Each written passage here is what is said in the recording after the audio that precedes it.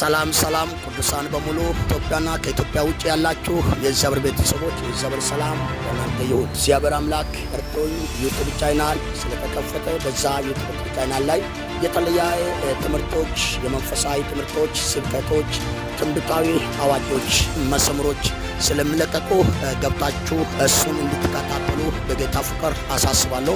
ሌሎችን ሼር በማድረግ እንቱ ደግሞ ሌሎችን በማድረስ ወዳጅ ዘመድ ማድረስ ይህንን ድጋፍ እንድታደርጉ በጌታ ፍቅር አሳስባለሁ።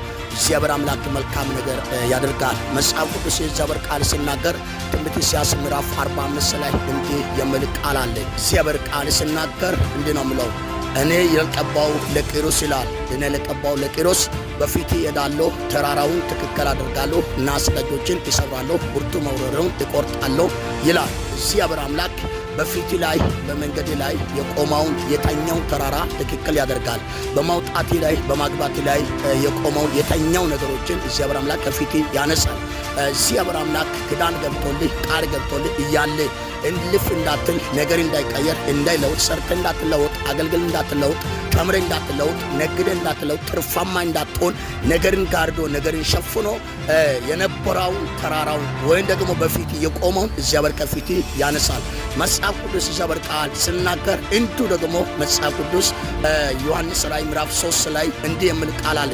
እነሆ በፊት የተከፈተ በር ሰጥቻለሁ፣ ማንም ሊዘጋ አይችልም አለ።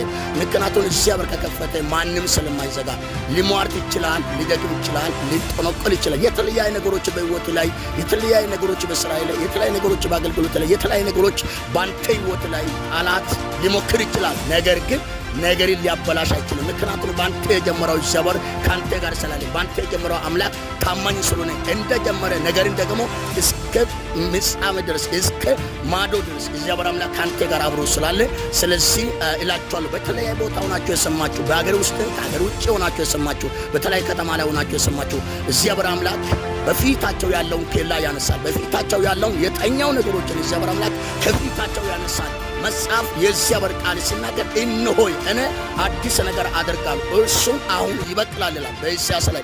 እግዚአብሔር በሕይወት ላይ አዲስ ነገር፣ በትዳሪ ላይ፣ በኑሮይ ላይ፣ በወጣትነት ላይ እግዚአብሔር አምላክ በአገልግሎት ላይ አዲስ ነገር ያደርጋል። ስለዚህ ይህን አምኜ ዛሬ በእናንተ ጆሮ ላይ ይህን የእግዚአብሔር ቃል አሰማለሁ። በቂሮስ ፊት የሄደው ጌታ ባንተ ፊት፣ በቂሮስ ፊት የወጣው ጌታ ባንተ ፊት ይወጣል። ስለዚህ አትፍሩ። ባላችሁ ቦታ ሆናችሁ ሲሰሙ፣ በዚህ ሰዓት ታማችሁ በማግኘታ ላይ ተኝታችሁ አላችሁ፣ በሆስፒታል ውስጥ ላይ ያላችሁ፣ በተለይ በወይን ቤት ያላችሁ፣ በእስራት ውስጥ ያላችሁ፣ ወገን ያጣችሁ፣ ደራሽ ያጣችሁ፣ ጠያቂ ያጣችሁ፣ ማን ያለ ያላችሁ፣ ተስፋ ቆርጣችሁ ነገው ተስፋ ጨልሞብኝ ከዚህ በኋላ የኔ ነገር አበቃ የምትሉት አበቃ ባላችሁት ጉዳይ እግዚአብሔር ጣልቃ ይገባል። ነገሪ መልካም ይሆናል። የተኛው የእናንተ ነገር የሸፈነ የተኛው መጋረጃ እግዚአብሔር ከእናንተ ፊት ያነሳል።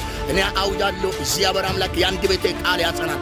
አሜን ብሎ ለሚቀበለው መዳን ይሆናል። አሜን ብሎ ለሚቀበለው ፈውስ ይሆናል። አሜን ብሎ ለሚቀበለው መሻገር ይሆናል። አሜን ብሎ ለሚቀበለው መነሳት ይሆናል። አሜን ብሎ ለሚቀበለው መውጣት ይሆናል። አሜን ብሎ የሚቀበለው በኢየሱስ ክርስቶስ ታሪክ ይቀየራል። እግዚአብሔር መልካም ነገር በሕይወት ላይ፣ መልካም ነገር ባንቺ ሕይወት ላይ፣ መልካም ነገር በወንድሜ ባንተ ሕይወት ላይ፣ መልካም ነገር አባቶች በእናንተ ሕይወት ላይ፣ መልካም ነገር በእናቶች ላይ፣ መልካም ነገር በወጣቶች ላይ፣ መልካም ነገር በነጋዴ ላይ፣ መልካም ነገር በኢየሱስ በሰራተኞች፣ መልካም ነገር በተማሪ፣ መልካም ነገር በኢየሱስ በአገልጋዮች ላይ እግዚአብሔር ያደርጋል። ባንተ የጀመረው ባንተ ይጨርሳል። አትፍሩ። እግዚአብሔር ከሁኔታዎቹ በላይ ነው። እግዚአብሔር ከእናንተ ጋር ነው። ይህም ባላችሁ በቦታ ሆናችሁ የሰማችሁ ለሌሎችን ይህን ድምፅ አሜን ብላችሁ የተቀበላችሁ ለወገን አድርሱ፣ ለወዳጅ አድርሱ። እንዲሁ ደግሞ እግዚአብሔር አምላክ በረዳው መጠን ለሌሎችን በማድረስ ይህን ድጋፍ እንድታደርጉ በጌታ ፍቅር አሳስባለሁ። እግዚአብሔር ሀገራችን ኢትዮጵያ ይባርክ። ሻሎም